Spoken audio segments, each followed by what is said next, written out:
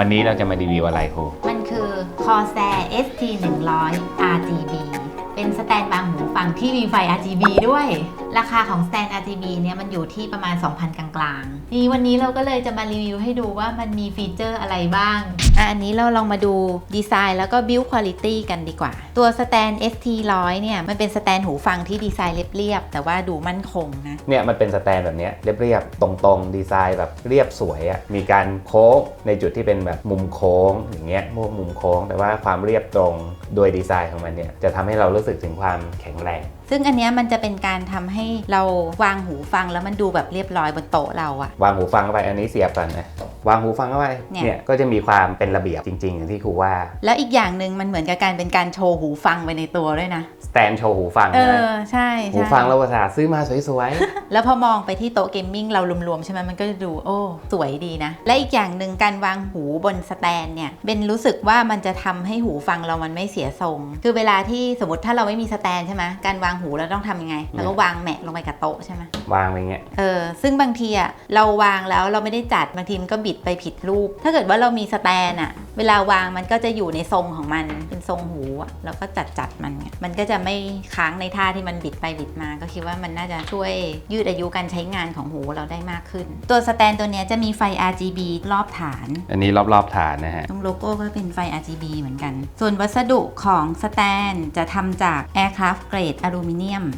อันนี้เป็น Aircraft Grade อลูมิเนียมงานรวมๆแล้วเนี่ยดูเป็นของเกรดพรีเมียมอะเนื้อเวลาเราลูบไปเนี่ยมันจะมีความสากเหมือนกันที่เห็นเนื้อกันแล้วน่าจะเหมือนจะสัมผัสได้ด้วยการมองเลยว่าเนื้อมันจะสากประมาณไหนข้างใต้ฐานเนี่ยมันจะมีแผ่นยางรอง1ชั้นซึ่งค่อนข้างหนาเลยอันเนี้ยเอาไว้ป้องกันการขูดขีดบนโต๊ะเกมเรานี่ไอแผ่นยางเนี้ยนอกจากหนาแล้วนะมันยังเต็มแผ่นสี่เหลี่ยมอันนี้เลยนะฮะแล้วก็มีความแบบหนึบเนี่ยไม่ใช่แบบว่าจะล้มได้ง่ายๆเดี๋ยวผมให้ดูความหนาของยางก่อนนี่ฮะนี่คือความหนาของยางก็เป็นยางที่คุณภาพดีอีกนั่นแหละน้ำหนักของสแตนเนี่ยจะอยู่ที่654 กรัมการที่มีน้ำหนักที่ค่อนข้างเยอะแล้วก็มีแผ่นยางรองที่ฐานเนี่ยมันจะทำให้สแตนของเราเกาะอยู่กับโต๊ะได้มั่นคงมากสมมติว่าเวลาที่เราวางหูฟังแบบไม่ระวังอะเล่นเกมเสร็จเราแพ้ว้ายไม่เอาแล้วเลิก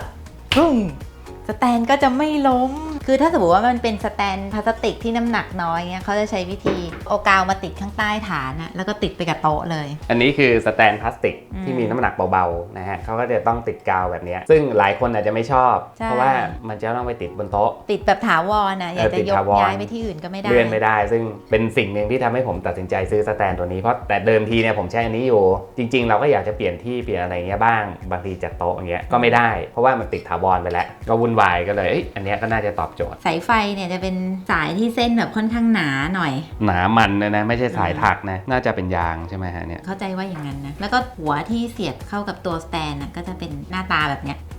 ส่วนอีกด้านหนึ่งเนี่ยมันเป็นหัว USB แบบนี้ 3.0 นะอันนี้เสียบเข้าช่อง 3.0 ของตัวคอมส่วนไอ้ฝั่งนี้เสียบเข้าที่ตัวสแตน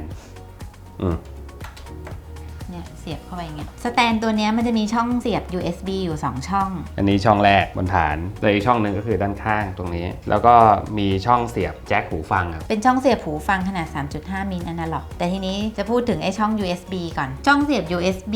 ที่อยู่บนฐานของ ST100 เนี่ยถ้าตามภาพโฆษณาของเขาใช่ไหมเขาก็จะเอาไว้เสียบกับตัว USB ของ Void เนี่ยเสียบลงไปตรงๆอย่างนี้เลยมันก็จะแบบไม่เกะกะเพราะว่าไอ้ตัว USB ตัวนี้มันยาวใช่ไหมถ้าไปเสียบข้างๆมันก็จะดูยาวเกะกะนี่ก็เสียบบนฐานปักจึกเข้าไปเลยส่วนช่อง USB ข้างๆนี่ก็แล้วแต่เราเลยว่าจะเสียบอะไรก็เสียบเอามาชาร์จโทรศัพท์ก็ได้แล้วก็ฟีเจอร์ที่เด็ดที่สุดที่เป็นรู้สึกนะคือมันจะมีช่องเสียบหูฟัง 3.5 มิลอนาล็อกแล้วความเจ๋งของสแตนตัวนี้ก็คือมันจะแปลงหูฟังธรรมดาให้กลายเป็นเสียงแบบ Virtual 7.1 Surround อันนี้เป็นหูฟังโทรศัพท์ Samsung เป็นเสียบเข้าไปมันก็จะกลายเป็น 7.1 แล้วครูคือเสียงที่ได้เนี่ยมันจะได้ความเป็น 7.1 คือได้ยินเสียงรอบๆทิศซ้ายขวาหน้าหลังอะไรแบบเนี้ยเดี๋ยวเบนจะลองให้พี่บอมลองฟังเสียงจากหูฟังธรรมดาในเกมเสร็จแล้วก็ลองเปลี่ยนมาเสียบกับ ST100 แล้วก็ไปฟังในเกมอีกตอนนี้ผมเอาหูฟังโทรศัพท์ Samsung เนี่ยเสียบเข้าไปที่ด้านหลังจอตรงนี้แล้วก็จะลองเล่นเกมฟังเสียงดูเราต้องไปเปลี่ยนซอสเป็นของ ViewSonic โอเคเดี๋ยวผมขอไปเพิ่มเสียงนิดนึงอันนี้คือพี่บอมต้องเพิ่มไปเกือบจะสุดเลยใช่ไหมสุดเลยคือ100ถึงจะได้ยินเสียงชัดเดี๋ยวขอเช็คเสียงก่อนตอนนี้ก็คือได้ยินเสียงเป็นแบบว่าสเตอริโอนะฮะ ก็เล่นได้ครับคราวนี้งั้นให้พี่บอมลองเปลี่ยนมาเสียบที่ตัว ST100 บ้างผมถอดออกมาแล้วเสียบที่ ST100อย่างแรกคือผมต้องไปเลือกซอสก่อนกดที่ลำโพงนะฮะแล้วไปเลือกเป็น Headphone Corsair ST100 เรียบร้อยแล้วก็ make sure นะฮะว่าในแอป Corsair เนี่ยเราเลือกตรงนี้เป็น Surround On นะฮะก็คือเป็น 7.1 อันนี้ต้องเข้าไปตั้งในแอป Corsair ตอนนี้ Surround On แล้วฮะโอเคครูมัน 7.1 จริงว่ะ เรารู้สึกว่ามันอยู่ตรงไหนต่างจากตอนที่ไปเสียบที่จอทำให้หูฟังธรรมดาอย่างหูฟังโทรศัพท์ที่แถมมาในตอนซื้อโทรศัพท์เนี่ยนะฮะสามารถจะเล่นเป็น 7.1 ได้เสียงก็โอเคด้วยก็สรุปง่ายๆว่าตัวสแตนตัวเนี้ยมันมีสถานะเป็นตัวแปลงแล้วเราก็เอาหูฟังธรรมดาเสียบเข้าไปแล้วก็ฟังบอกก่อนว่ามันจะไม่ได้ดีเท่ากับไอ้หูฟังที่เราซื้อมาโดยเฉพาะนะแต่คือมันก็แบบคือใช้ได้ดีขึ้นนะเทียบจากไอ้หูฟังเส้นๆแบบมันก็ยังอยู่ในคุณภาพของหูฟังอยู่ดีอันนี้ยังไงเปลี่ยนแปลงไม่ได้แต่สิ่งที่เปลี่ยนแปลงก็คือความเป็น Dolby 7.1 มันทำให้เราสามารถจะเล่นเกมได้พูดง่ายๆจากที่เบนให้พี่บอมฟังเสียงในเกมไปเมื่อกี้ใช่ไหมเราสามารถมาปรับแต่งเสียงได้ในแอปของ Corsair ด้วยนะเมื่อกี้ที่ผมบอกว่าเลือกซอสเนี่ยบางคนบอกให้เลือกซอสยังไงถ้าเกิดมันมีอยู่หลายอันบางคนซื้อสแตนมาก็ต้องมีไอตัวหูฟังของตัวเองอยู่แล้วคราวนี้ซอสมันจะเป็นหลายอันบางคนไม่รู้ว่าเฮ้ยต้องเลือกซอสยังไงก็คือเลือกตรงนี้นะฮะกดรูปลำโพงตรงนี้แล้วก็มากดตรงนี้อันนี้เราก็เลือกเป็น Corsair ST100 ตรงนี้ headphone เห็นไหมปุ๊บทีนี้พอเปิดขึ้นมาเนี่ยเราก็กดเข้าไปตรงนี้เลยก็ได้ ST100 RGB เสร็จแล้วก็มากดที่ EQ preset ก็จะมี Pure Direct Movie Theater มีอะไรพวกนี้ก็จะเป็น EQ ที่เขาเซตเอาไว้เรียบร้อยแล้วนะหรือว่าเราสามารถจะสร้าง preset ของเราเองก็ได้นะก็มาเซตเองคัสตอมไมซ์เองก็นิวขึ้นมาอย่างเงี้ยก็จะดึงอะไรขึ้นชอบเบสอะไรว่ากันไปถ้าเกิดจะลบก็กดลบเสียงเมื่อกี้ที่พี่บอมเข้าไปฟังตอนแรกมันเป็นเสียงของการเล่นแบบ first person มันถูก select เอาไว้แต่ทีนี้ถ้าเกิดว่าใครชอบแบบอื่นก็ลองมาปรับตรงนี้ก็ได้เมนูอันสุดท้ายก็คือการคอนโทรลไฟ RGB คืออันนี้ง่ายเลยมีอยู่2เมนูกดอันนี้ครับก็คอนโทรลไฟ RGB ฮะซึ่งณตอนนี้เนี่ยของครูเลือกเอาไว้เป็นโซนผมอาจจะมาเอาใหม่ผมเลือกทางซ้ายเนี่ยทั้งหมดเนี่ยให้เป็นสีชมพูแล้วก็มาเลือกทางขวาอันนี้นะผมก็นิวขึ้นมาเป็น static color ปุ๊บแล้วก็เลือกเป็น static color ทางขวาเนี้ยผมจะให้เป็นสีขาวออกฟ้าหรือสีฟ้าไปเลยอย่างเงี้ยก็ได้อันนี้ก็คือมันคล้ายๆกับว่าคุณอยากได้โซนไหนคุณก็นิวไอเนี้ยขึ้นมาแล้วคุณก็จัดการกับโซนนั้นมันจะเลือกโซนการแสดงไฟได้ทั้งหมด8โซ